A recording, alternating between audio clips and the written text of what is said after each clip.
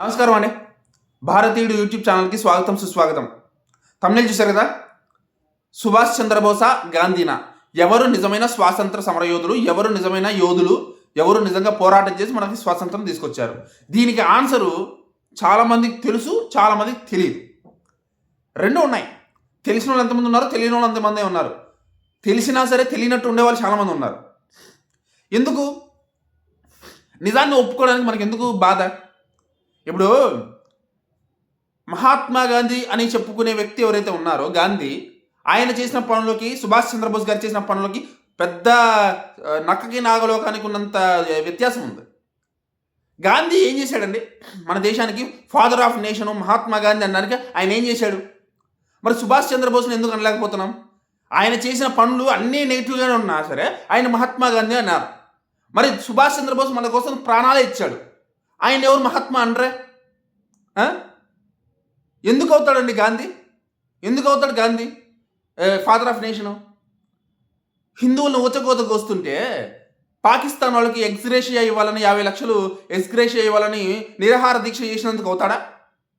హిందువులను చంపుతుంటే, మన భారతదేశంలో హిందువులను చంపుతుంటే వాళ్ళు వచ్చి మసీదులో దాక్కుంటే మీరు మసీదులో దాక్కోవద్దు, సచ్చినా సావండి, కానీ వాళ్ళే విసుగుచ్చి వదిలేస్తారు, మీరు సావండి వెళ్ళి అని చెప్పినందుకు ఆయన మహాత్ముడు అవుతాడా? పాకిస్తాన్ని మన నుంచి వేరు చేసి పాకిస్తాన్ అనే ఒక దరిద్రాన్ని మన నెత్తి మీద కూర్చోబెట్టినందుకు ఆయన ఫాదర్ ఆఫ్ నేషన్ అవుతాడా? సర్దార్ వల్లభాయ్ పటేల్ లాంటి మహా వ్యక్తిని ప్రైమ్ మినిస్టర్ కానివ్వకుండా జవహర్లాల్ నెహ్రూ అనే ఒక జోకర్ని తీసుకొచ్చి ప్రధానమంత్రిని చేసినందుకు ఆయన ఫాదర్ ఆఫ్ నేషన్ అవుతాడా? దేనికి అవుతాడు? దేనికి అవుతాడో అడుగుతున్నా. ఫాదర్ ఆఫ్ నేషను బ్రిటిష్ అధికారి ఎవరైతే ఉన్నారో, ఒక బ్రిటిష్ అధికారి, ఆయన చెప్పిన మాట మీకు గుర్తుండాలి, మీకు తెలిసి ఉండాలి. అదేంటి? మీరు స్వతంత్రం ఎందుకు ఇచ్చారు అని అడిగితే, సుభాష్ చంద్రబోస్ గారు చేసిన యుద్ధం వల్ల, ఆయన వల్ల మేము స్వతంత్రం ఇవ్వాల్సి వచ్చింది భయపడి అని బ్రిటిష్ అధికారి ఒప్పుకున్నాడు. ఒక చోట విన్నాను నేను. అంటే అది మామూలుగా మంచి ఎనలిస్ట్ చెప్పే మాటలు అవన్నీ.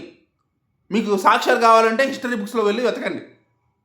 సో సుభాష్ చంద్రబోస్ గారు, మనము ఇప్పుడు ఒక చిన్న లాజిక్ అండి, సుభాష్ చంద్రబోస్ గారిని కానీ యుద్ధ ఖైదీగా అప్పగించింది గాంధీ గారే. భగత్ సింగ్ గారు ఉరిశిక్షని ఆపగలిగే పరిస్థితి ఉన్నా ఆపలేదు గాంధీ గారు. మరి చాలామంది ఇలాంటివి చాలామంది ఉన్నాయి, ఇలాంటివి చాలా ఉన్నాయి.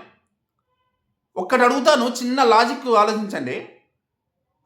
అసలు దేశభక్తులందరినీ చంపేసేంత కక్ష బ్రిటిష్ వాళ్ళకు ఉన్నప్పుడు, అంటే బ్రిటిష్ వాళ్ళు అంటే దేశభక్తులు స్వాతంత్ర సమరయోధులు అందరినీ చంపేయడానికే చూస్తారు, కానీ జైల్లో పెట్టి మేపాలని ఎందుకు చూస్తారు? మరి జవహర్లాల్ నెహ్రూని గాంధీని మేపారుగా జైల్లోకి కూర్చోబెట్టి. అక్కడ అర్థమైపోలా ఎవరు గొప్ప, ఎవరు గ్రేటో, ఎవరు రాంగో. మహాత్మా గాంధీ అని చెప్పుకునే వ్యక్తి ఎవరైతే ఉన్నారో ఆయన్ని జైల్లో కూర్చోబెట్టారు అంతే.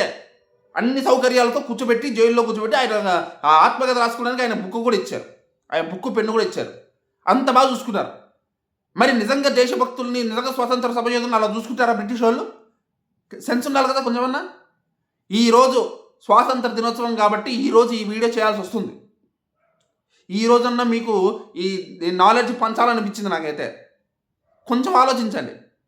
గాంధీని మహాత్ముడు చిన్నప్పటి నుంచి రుద్ది పెట్టారు మన స్కూల్లో కానీ కాలేజీల్లో కానీ. సుభాష్ చంద్రబోస్ గురించి ఒక్కరు చెప్పరు, అల్లూరి సీతారామరాజు గురించి ఒక్కరు చెప్పరు, భగత్ సింగ్ గురించి ఒక్కరు చెప్పరు, సర్దార్ వల్లభాయ్ పటేల్ గురించి ఒక్కరు చెప్పరు. ఇక మహామహులు ఉన్నారు అందరూ, చాలామంది మన కోసం ప్రాణాలు ఇచ్చిన వాళ్ళు, వాళ్ళ గురించి ఎవరు చెప్పరు. ఏంటో మరి వాళ్ళకి తెలియదా, లేకపోతే తెలిసినా దాచిపెడుతున్నారా? మరి ఎప్పటికి మారుతారో చూడాలి. మరి ఈరోజు ఆగస్టు 15 కదా, మళ్ళీ ఈరోజు స్కూళ్ళలో సాగు దొబ్బుతూ ఉంటారు. నేనైతే నా స్కూల్ అయిపోయింది, కాలేజ్ అయిపోయింది అనుకోండి, వాళ్ళకి సాగు దొబ్బుతూ ఉంటారు, రుద్దుతూ ఉంటారు. ఎక్కడైనా మారితే బెటర్. మీరు ఎవరైనా చూస్తూ ఉన్నట్టే కనీసం చెప్పండి వాళ్ళకి. ఈ వీడియో చూసే వాళ్ళు ఎవరైనా ఉంటే చెప్పండి వాళ్ళకి కొంచెం దయచేసి.